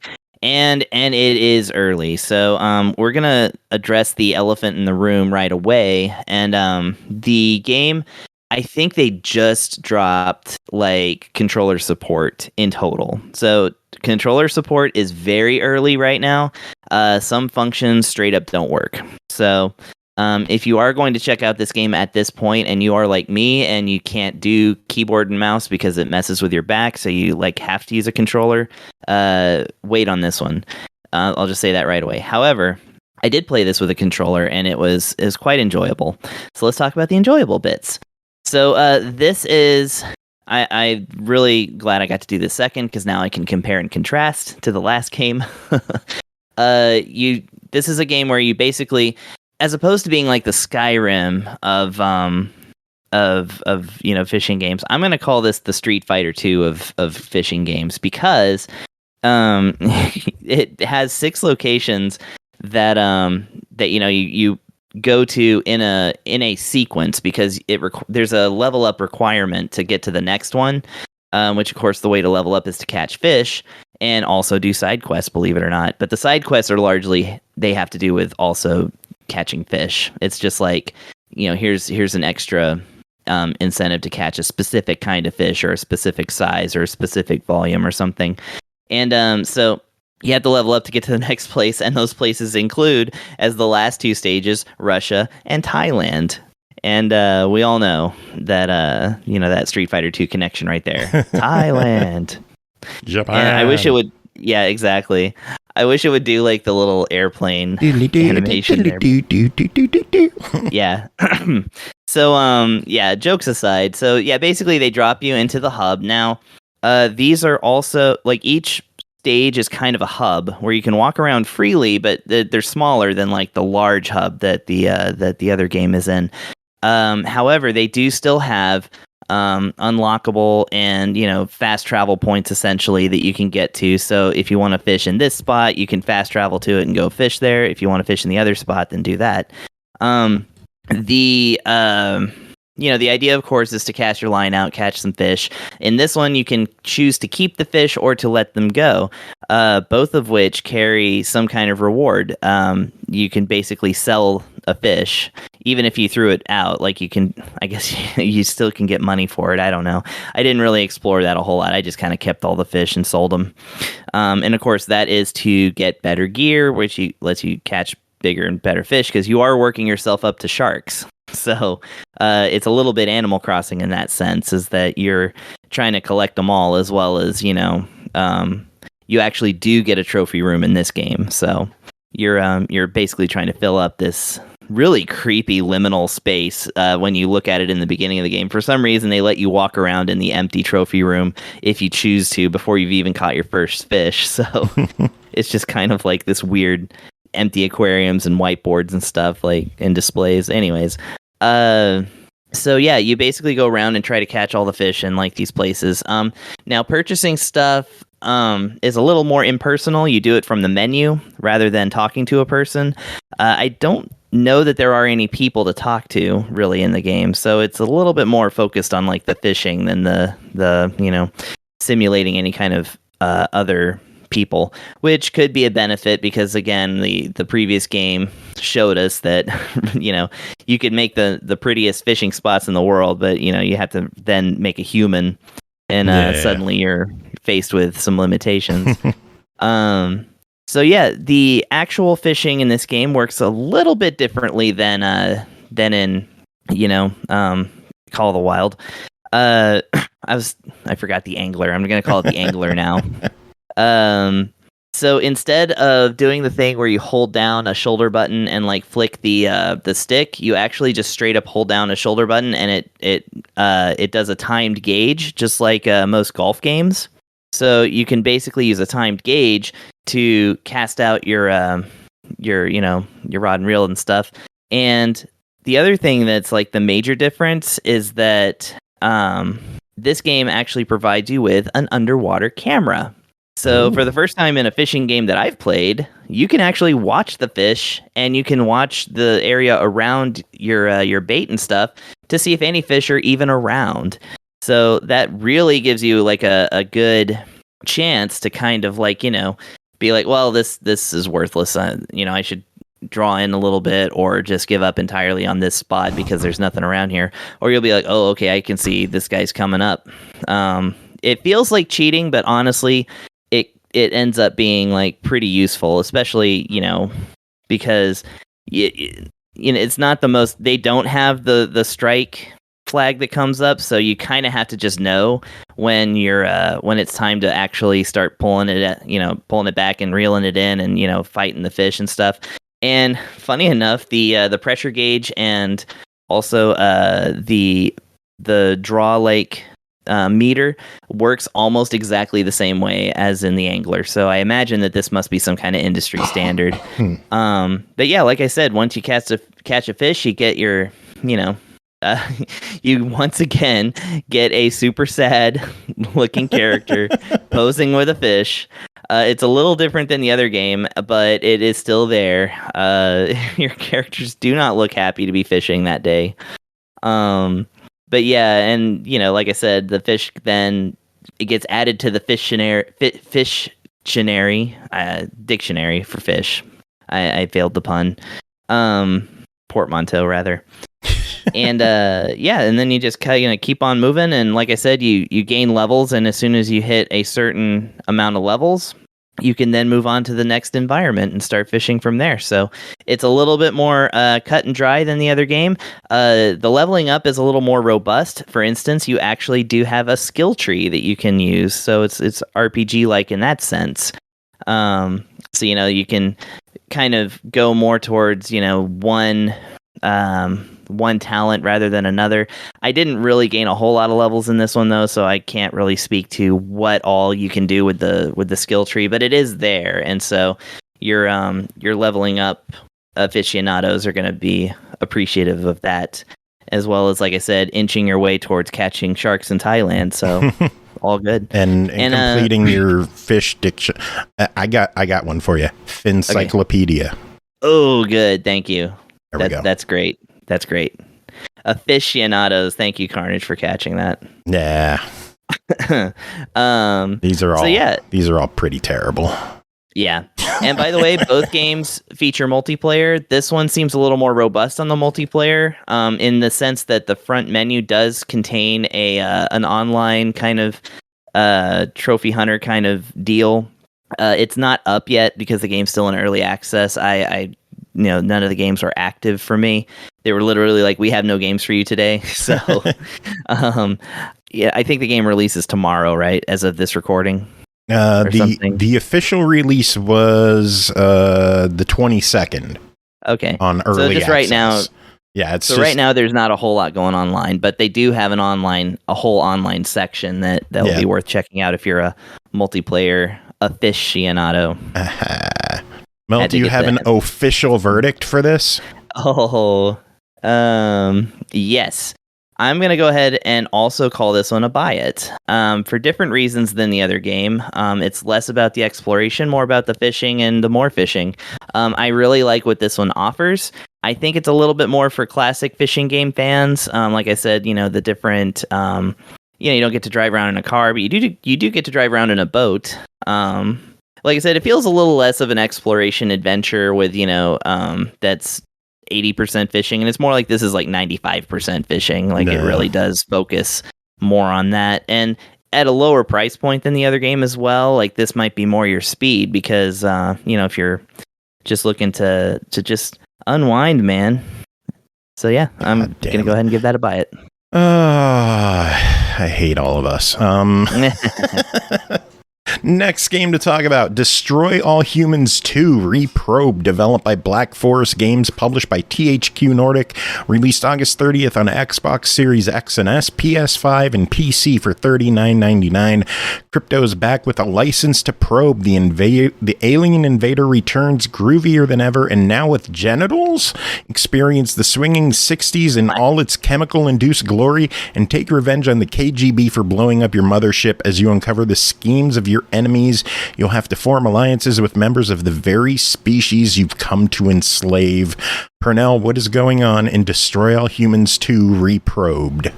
Probing, I guess. Also a game. So, I'm not going to sit here and try to explain the narrative to you because I don't know if it's because I didn't play the first game or if the narrative is just that bonkers, but for the most part, I'm just like following the yellow brick road. It's like, hey, go track this guy down. Go track this mutant down. Ally yourself with this person and save that person. I'm just connecting the dots. But I can say that I'm having fun doing that because this is a game that I remember back on the old like PS2 Xbox era that I always wanted to try, but just never got around to doing so. So what I end up getting out of this is it's like early age GTA type games. Early age being like GTA 3, not 1 and 2, but with a bit of a twist because instead of walking around as a human committing crimes, you're walking around as an alien who just by being spotted will already trigger the alarm to the police and people freaking out by just seeing you. So whereas in a normal game like a GTA type game where you're running around in the overworld, you usually just don't commit crimes. In this game, you get to do some fun things to stay unnoticed. You can steal bodies. So if a character's walking around the street and you want to blend in, you kind of creep in from behind the bushes, tap the Y button repeatedly, boom, you steal their body. If someone sees you do it, you can kind of give them like not so much a brain melt, but you can kind of like hit them with something that will allow their brain to kind of like lose focus for a bit, giving you time to walk away. Though, of course, you wanted to pop their brain like a grate, you could do that too, but it's a little less inconspicuous when you do that. Yeah, but it's more fun when you do that. Oh, don't get me wrong. If I don't have anything to be concerned about, I'm going to be popping because you actually need that in order to like refill like your cloak gauge and stuff like that. So sometimes you'll be doing it for necessity's sake too. But as you're running around this game, you'll generally be tasked with a variety of like different missions, whether it be main missions or side missions. And when you take them on, for better or worse, when you take on a mission in this game, it locks you in to like a certain area. So like if you're just running around without any mission, you can explore whatever the entirety of the map you're on. Because on a beautiful note in this game, they give you from the very beginning, mind you pretty much get ultimate mobility in this game. You can dash, you get a jetpack for flying around, though it has limited charge. You can still pretty much get anywhere you need to or want to just by using those two things. And you can upgrade them too, so even better. But once you take on a mission, they kind of narrow your scope down a bit more. They might just straight up say you can't leave this area until this mission's done, which I guess it helps you maintain your focus at least. But sometimes I'm like, no, I see a thing in the distance, I want to go get it. And the game's like, no, you can't do that yet. You got to wait till your mission's done. So you can't say steal cars in this game like you would expect in a normal game like this. And I only say that because I personally, on multiple occasions, hijacked a body and then tried to steal a car. And the game's like, nope, no dice.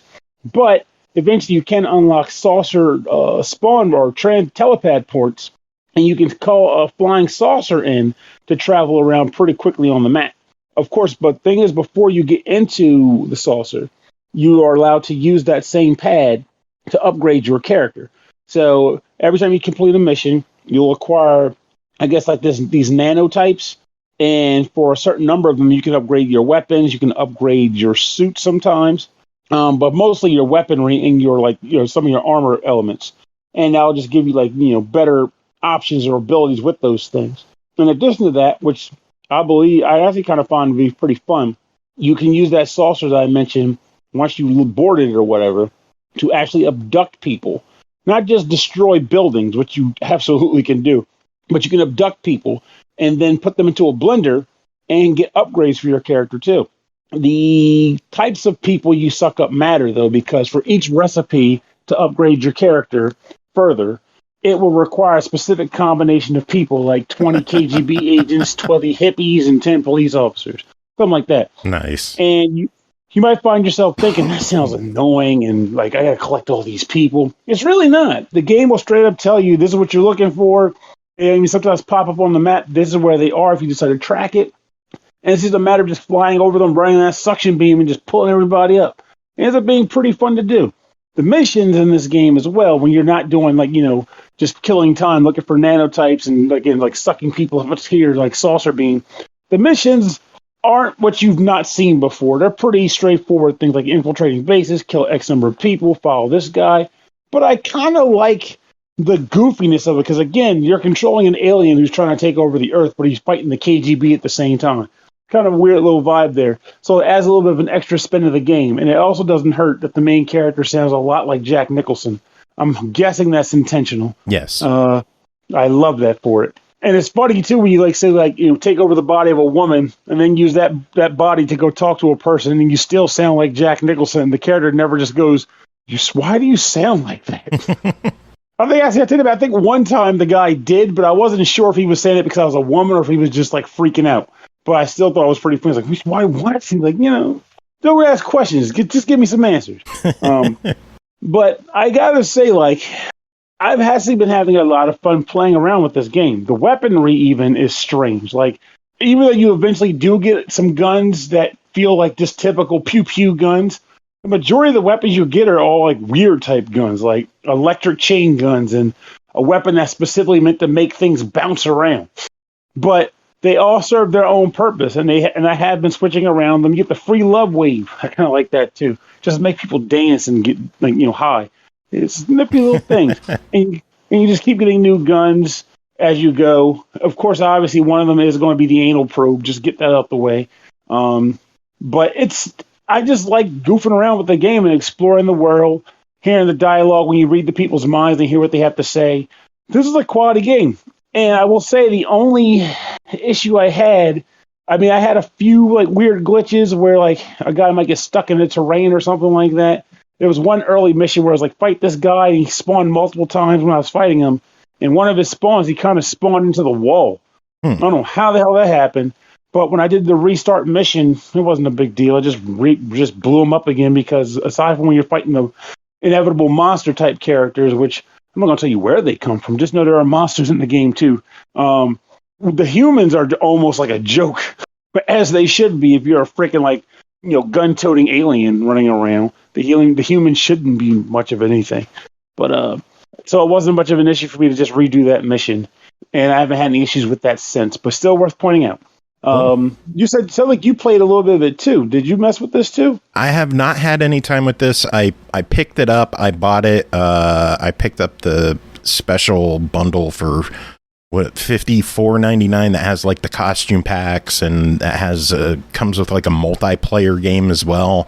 But no, I've been playing Saints Row. So, but overall though, I think this game is a fun time. If you're not the type that can get down some crude humor, maybe that might change a bit for you, because the alien is about horny as all get out. So every 5 seconds he's making some kind of reference I got my genitals back. I love sex or whatever. But for the most part, I had fun with this. It was funny to me. I enjoyed playing it, and I think other people who would be interested in this would enjoy it too. Well, it's $40. Your official verdict? I think it's a genuine buy. Though I guess one more thing I should mention is I did look up what the original game looked like, And they really did a good job upping this game. Like the original game looks like a PS2 game. Yeah. This one does not. This one looks nice. So they did a decent job on the upscale. It's not just, smoother graphics. Now, the next game we're going to see if it follows suit is Pac-Man World Re-PAC, developed by Now Production, published by Bandai Namco, released August 26th on Xbox One, Series X and S, Switch, PS4, PS5, and PC for $29.99. Pac-Man arrives home on his birthday to find the ghosts have kidnapped Pac-Man's family and ruined his party. Off to the rescue, Pac-Man sets out to Ghost Island. Pernell, this is a remake of another game from PS2, Xbox, GameCube era. What are your thoughts on it? Now, this is another game I kind of always wanted to try back then, but didn't. And I had no excuse either, because I did buy Pac-Man World 2 because it came with Pac-Man Versus back in the day, but I just kind of took Pac-Man Versus. Hell yeah, to Pac-Man Versus. Yes, it's so damn good. Also, guys, if you're hearing this, I know you're going to eventually make a Pac-Man World 2 Re-PAC. Please do Pac-Man Versus as well. You can do it. I think still, Nintendo has the rights to Pac-Man Versus. Damn it, that's what as well they should, since they got Super Mario to narrate it. Yeah, I think that's some kind of weird collaboration they did with Nintendo, because it's never been on any other platform. Well, I mean, any other competitor platform. Like, it hasn't been on Xbox or PlayStation. It's just been on Nintendo platforms. So, well, get them to let you do it on the Switch, guys. I want Pac-Man Versus back, not that Battle Royale trash. Anyway, enough sidetracking. Let's talk about the actual game here. And Pac-Man World is actually pretty fun too. It is essentially a 3D platformer starring Pac-Man. It doesn't have too much in the form of complications either. Pac-Man's move repertoire is pretty straightforward. He can run, he can jump, he can butt stomp, he can have the button held down as kind of like a rev up rolling dash. He can throw power pellets if you stockpile them. Just pressing A will throw one, holding down A will charge up like a power pellet bomb, and it blows up for a couple. The power pellets themselves are not unlimited use. You collect them on the stages by just finding them littering all over the map. The game loop pretty much consists of going to 6 different worlds, each of which containing about 4 or 5 levels. And in those levels, you are tasked with pretty much getting from the beginning to the end. But amongst each world, somewhere within one of the stages, you'll find a key and a cage containing one of Pac-Man's family members. So you will be tasked with trying to save them while also just generally exploring the stages themselves. It's an interesting game, too, because, again, like I said earlier, at the core, this is a pretty straightforward game. Like, they haven't done anything that reinvents the wheel of 3D platforming. But I found it to be a lot of fun. And I think a large part of that is the fact that Pac-Man's movements are fairly snappy. The levels themselves are actually pretty freaking challenging, too. Like, this is not easy because it's Pac-Man game. They put some thought into making these levels difficult. But also, for better or worse, another thing I like about the game is how they ended up transferring the fruit use in this game. Because for those who don't remember, Pac-Man was a game where he ran around mazes avoiding ghosts. And he also had to collect fruit for bonus points. Lastly, in those games, he couldn't actually hurt the actual ghost characters unless he ate a power pellet, which allowed him to temporarily turn the tide on his foes and consume them. They translate all of that into this game pretty much to the letter. As you're running around maps, you'll occasionally come across enemies that are not ghosts. Those enemies you can actively fight back against and kill by using a butt stomp or power pellet toss. However, if you come across a ghost, you cannot hurt them, and you are forced to run away from them until you somehow manage to make a power pellet appear on the screen. Not necessarily just the ones I meant that you can throw. I mean, like the big one that actually made you, get invincible or whatever. But you get a power pellet, you eat that power pellet, and then for some limited period of time, you become like a giant Pac-Man, and you consume the ghosts and kill them. I'm pretty sure there's some kind of bonus points associated with that, aside from the typical 1,600 for getting all of the ghosts in a combination. But I barely paid attention to that. I just want to kill them all because they're there and they're pissing me off. Secondly, they're such a pain in my tuchus, they are. The next thing about that, aside from that, is the fact that as you're running around the levels, when I mentioned earlier about the fruit, you'll come across a number of gates that are locked up, and you cannot get through those gates unless you find the corresponding fruit that is locked the door as the key to unlocking the door. And behind those doors, you'll come across a variety of different things, whether it be a switch, letters that spell out the words Pac-Man for bonus points at the end of the level, more fruit, and probably my favorite thing that you can discover in each of these rooms, a maze token. When you pick up the maze token, you actually unlock a new level kind of style similarly to the classic style of Pac-Man, with using this game's graphical concept. So, for example, one level will just have you running through like a hedge maze with a top-down view. Pac-Man is running from the ghost. He can eat the power pellets or blah, blah, blah. And if he completes the entire maze, he'll get a clear. He'll come out and it'll be good to go. And you'll unlock that maze to play around with in maze mode, too. Now, one thing I like about this, though, one thing I really appreciated was that these aren't just typical Pac-Man mazes with a 3D coat of paint. They actually add some sorts of like occasional obstacles that you wouldn't have found in a traditional Pac-Man game. Like you might find a level where lava is spewing out of the ground. You can only run across a tile when the lava's not coming out. Yeah, rocks fall on you. Fucking rocks killed me a couple of times. Oh, absolutely. They suck. But that's kind of what's cool about it, too. It's like they could have easily just said, here are some simple mazes, but they were like, no, let's use some of the level gimmicks that you come across in the main game and slap them into the Pac-Man mazes, too. It kind of makes me wish they did more of stuff like this for like arcade Pac-Man sequels. Like, hey, here comes Pac-Man 32-bit or whatever the hell they would want to call it. But now there's a bunch of mazes with obstacles you wouldn't typically see in a Pac-Man game. But thankfully, we can unlock them here as a tasty tidbit of a bonus. At the end of a set of levels, you'll eventually come across a boss character. And I do like the fact that the bosses in this game don't follow the traditional stomp 3 times to defeat them rule. Sometimes they have like typical, they'll have like a battle gimmick that you have to exploit, taking multiple hits, and throughout the battle they might change it up a little bit to make you kind of rethink how you're doing things as you go about the fight. So even the boss battles are actually fun in a way that isn't rote for the genre. No, I don't know about you, but I'm not a fan of the Anubis battle, the second boss of the 6 worlds. I'm struggling with them. I've died like 6 times in a row. I would quit out, go earn some extra lives, go back. I just can't beat Anubis, and I am struggling. And I don't want to put it on easy mode.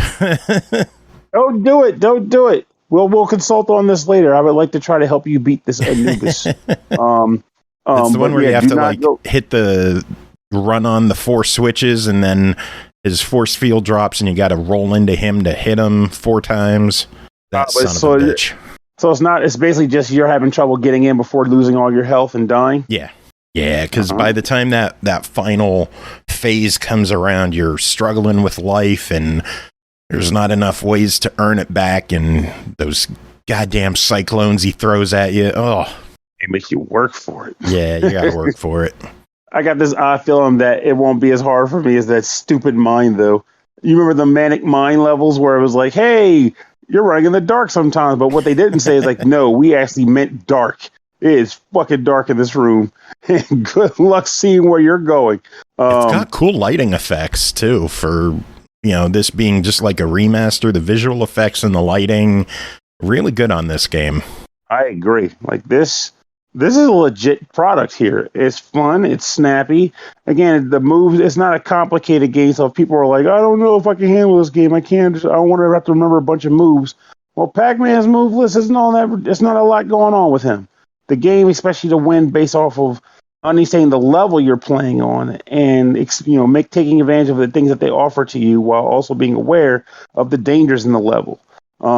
But you don't have to sit there and worry about remembering combinations of moves or anything nonsensical like that. So give this game a try. It's fun. I like it. I wouldn't mind seeing more games. It's just like I said, bring Pac-Man World 2 to the modern consoles. I'm sure that's going to be next. But yeah, $30 your official verdict. Easy recommendation for it. Buy. This game is great. Nice heyday to the 3D platformer era too. Cool. All right, next up is Kid Ball Adventure, developed by Spoonbox Studio and Ratalaika Games, published by eastasiasoft.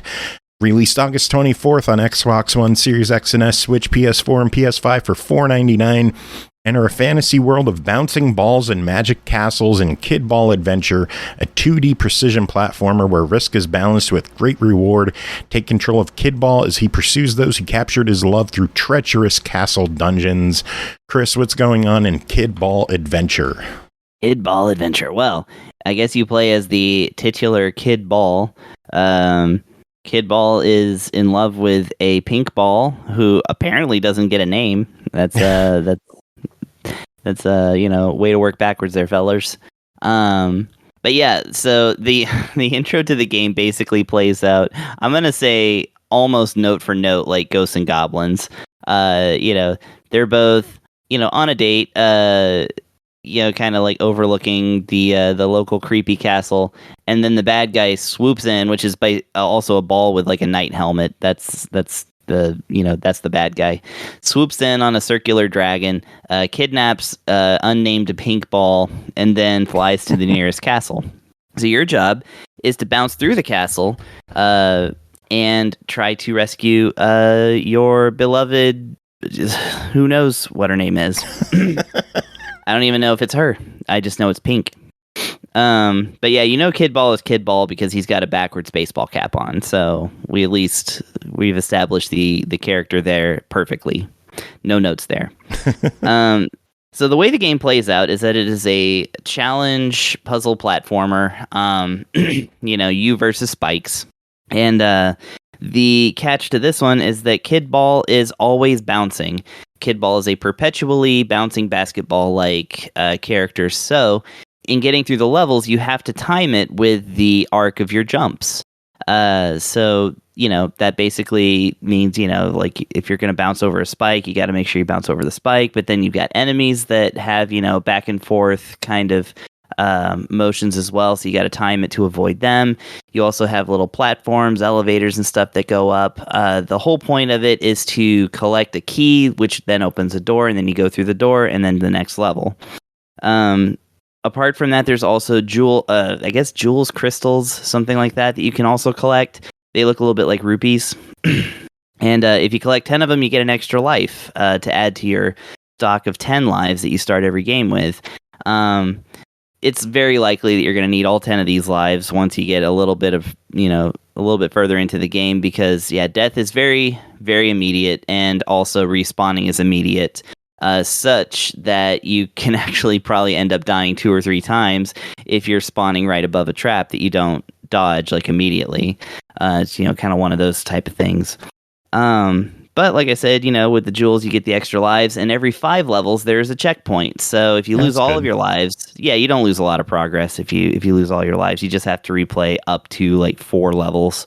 There's no bosses or anything. Every 10 levels, you run into the bad guy and he flies into another castle and you just chase him into that castle. And, it changes up the background and the background music a little bit. And of course, challenge ramps up as you go along. I don't know how many levels there are total in this game, but considering that there are multiple worlds and each one has 10 levels in it, there's quite a bit of content here. I think the store page says 100 challenging stages filled with traps and deadly enemies. It also mentions that it has a time trial mode for the true masters, offering classic, no death, and Hell Day variants. Yes, so if you that scares me. Hell Day in an already tough platformer. I don't know what that means. They call it, there's a Doomsday mode, which is just extreme speed. And then the no death mode is hardcore mode, so I guess you just can't die in that mode. And then your classic time trial. I don't know if Doomsday mode is the same thing as what you're talking about. Probably. But I'm guessing it's just lost in translation or something. Yeah. Yeah, I think it's just an extreme speed variant of like the normal gameplay, which, playing it right now, it's faster. It's like it's not extreme or anything, but I could see where in the harder levels it would be a challenge to play like this, but it's not like extreme speed. I would say it's 1.5 to 2 times faster. So, cool. Yeah, there's that content as well, which lets you replay the levels all in a row. And again, they put the timer up so that you can have your little speed runs and stuff. If that's your thing, it's not mine, but that's okay because I found this game to be pretty fun. it's a classic precision platformer with a twist and a bounce. Well, it's $5. What do you think? I'm gonna plant this in the fuck it why not territory because I can't. It's always hard to recommend a platform room based puzzler that's just you versus spikes versus enemies that walk back and forth. There's a lot of those. But if that is kind of your thing, then this one does nothing wrong. So it's a solid entry into that subgenre of gaming. So while I'm not going to say that anything truly stands out in this apart from the general gimmick, I'm going to say it's well put together and worth your time if that is your time and your budget. Cool. Yeah. All right, one final game to talk about tonight is called Yars Recharge, developed by Adamvision and SneakyBox, published by Atari, released August 23rd on Xbox One, Switch, PS4, and PC for $9.99. Shoot from afar or get nibble away up close and personal in a boss rush, bullet-dodging revival of the 1982 Atari classic Yars Revenge. Take on 60 unique enemy encounters alone or with a friend in local co-op. Pernell, tell us about your time with Yars Recharged. No, there are no parts in this game, unfortunately. I'm very sad to hear that. But still fun. So I never got a chance to play the original version of this game, but it was kind of funny when I told a friend I was reviewing it. He was like, that game, and he just started whacking nostalgic all over the place. He's like, this is a great game. You should enjoy it. I hope it's fun. Let me know what it is. Blah, blah, blah. And you somehow never played Yars Revenge? Never played Yars Revenge? I was not an Atari kid either. I didn't play Yars Revenge until I was in my 20s at least. Wow. The funny thing is, I actually had an Atari, but I had very few games for it. I had like Pac-Man and like Pole Position. Oh, good thing you had Atari Pac-Man. Thank God for that one. Oh, yeah, right. I have that one too.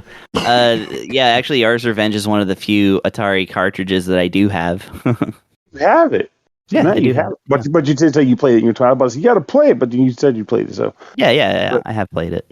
Well, hopefully you'll enjoy this game then too, because it seems to be pretty darn faithful to the original from what he was describing to me. There are two modes in this game. They keep it pretty straightforward, really. The arcade mode is you progressing through a series of stages. I didn't get to the end, so I don't know how many there are. But the way the game flow works is that you are a bug. I assume your name is Yar. Could just be Bug Boy. I don't know. But the goal of every level is that you will be on the screen filled with, like hexagons, honeycombs, if you will. And within those honeycombs, there will be guns. Some are tiny turrets, and then at least one will be a giant, mega core turret. And as the game progresses, the core will slowly issue commands to the turrets, enlisting their aid and firing bullets at you. And your character's goal is to try to get through the defensive honeycombs that are blocking your access to them, to the guns and turrets, and blowing them up. Now, the tutorial said you can use the right thumbstick to fire bullets, but oddly enough, outside of mission mode, I was never able to pull that off. I just got to spoil what the next mode is, but we'll get to that. In the main mode, oddly enough, the only thing I was ever able to do, whether it be up close or afar, is use the right thumbstick to nibble at whatever was in front of me. There's a tooth icon that indicates you're biting down, but what you do with that is you can use the bite through shield defenses. You can also use the bite turrets as well. And as you do this, you will actively not only do damage to the shields and the turrets, but you'll also build up a gauge on the left side of the screen. Max that gauge out, and a giant cannon will appear on the left side of the screen that you then fly into, and you can manipulate it by scrolling it up and down the screen to fire 2 to 3 ginormous bullets. And those bullets are intended to do more damage to shields and damn near insta-kill turrets. And usually 2 or 3 shots from it will kill the big bad turret if they get clear shots off on it. You pull that off, the level's cleared, you progress to the next one. Wash, rinse, repeat until you're at the end of the game, I presume. But as you progress through the levels in arcade mode, the bullet patterns change, the honeycomb patterns change, and even the attacks start to change. So it's not necessarily just more of the same throughout the game. They make things harder and harder progressively until either you die like I do, or you succeed like I don't. But it's still engaging nonetheless. It's a lot of fun to mess around with and play. even though, like I said, it's very arcadey, being that it's arcade mode and based off of a remake of a game that was kind of arcade styled. So I have no gripes with that. Just something worth noting for people who are like, I need a game where it's like a narrative. I want Yar to talk about where his missing father is after every level or whatever. You're not getting that. It's just Yar. He's on a rampage for something. You don't know. Get those points. In addition to the normal mode, there's also a mission mode as well, though. Kind of like what Gravatar had when I reviewed that a couple of months ago. But in this mode, similarly, there will be a series of stages where it might be like a specific goal they might have you to fulfill, or just simply beat the stage like you would normally. And the level itself might have a specific like gun layout or turret layout or condition structure built around it. But if you manage to pull off a stage completion, the game will give you a score for that mission, and it'll unlock another mission for you to keep messing around with until you clear every mission in that mode. And I honestly kind of prefer that to the arcade mode, because if you find yourself thinking, well, I want a little bit more, something a little more structured, this is what that would be for you. Say, okay, I completed this mission, unlock this mission, complete this mission, unlock this mission, until you may or may not complete the game. Good luck, sucker. But there is a multiplayer mode available on this mission mode for sure. So if you find yourself thinking, I wouldn't mind having a friend helping me with this, well, you can get that friend in there. I don't have friends, so I don't know what that happens as far as your score is concerned, but I wager there's two of you gnawing on the same shields. So two is better than one in regards to evening the odds against the adversaries. All in all, this game, it's fun. I enjoy it. It's not going to be a meaty game that's going to have you, getting hours upon hours, 40 hours of fun. Unless you become really obsessed with beating some high scores. But the time you do get out of it, I think, will be a nostalgically fun trip that is sure to please. And I'm saying this is a guy that, again, never played the original Yars Revenge. I just knew of its existence from, game magazines and people talking about it on TV or whatever. So I'm glad I was able to play it in this manner so I could finally experience it in some manner for myself. We got to get you to play Yars Revenge. At this point, what would be the point? I got Yars recharged. I wonder, is it on one of the Atari flashbacks? I should have been checking that. I think it is on flashbacks. There's three of them on Xbox. I don't know what games are on which, but I have the big collection on Switch. I can take a look at this right quick. Maybe let's just have some dead air while I do that. Yeah, we'll just. What's going on, guys? Unique. I was going with an elevator theme. Mine like do do do do do do. But luckily, Atari starts with an A, so I was able to find it very quickly in my collection. Yeah, but Yars has a Y, so you're gonna have to scroll all the way. I love how my brain was admittedly thinking, he's going to go to the shelf and pull the box off the shelf and look at the back of it. He's like, nope, I'm scrolling, baby. Well, the Atari collection, the flashback collection on Switch has 120 games? Yeah, something really? Like that. And Yars Revenge is there. It's the very last one. There and you Yars go. Return. Yars Return is there too. So it had a sequel. 2 Yars games. Yeah. There you go, Pernell. Pick up Atari flashback collection on the Switch and play yourself some Yars Revenge so you can compare what this is. So twice the not pirate are in that game. Interesting. Oh, man. All right, $10, your verdict. I think it's actually a solid buy it as well. As long as you know what you're looking for getting it, or as you know what you're getting going into it, I do believe you'll have a great time. It's fun. Cool. No, nibble. That's an addictive thing, too. I like the nibbling on everything. Cool. Works for me. That is it for tonight. Made it through. Yeah! Made it through. Music. What should we play to end this episode? Should we play some more from Revo? Yeah. Or do you have an idea? I don't know. I'm sure one of our video game band friends have come out with a good Ninja Turtles track. I know OneUps have a couple of at least one really good one. Yeah, we'll play some Ninja Turtles. Sorry. Yeah. Sorry, Drew. We'll get you next week. But Ninja Turtles. They got that one of the sewer level from TMNT 2. That one's really good.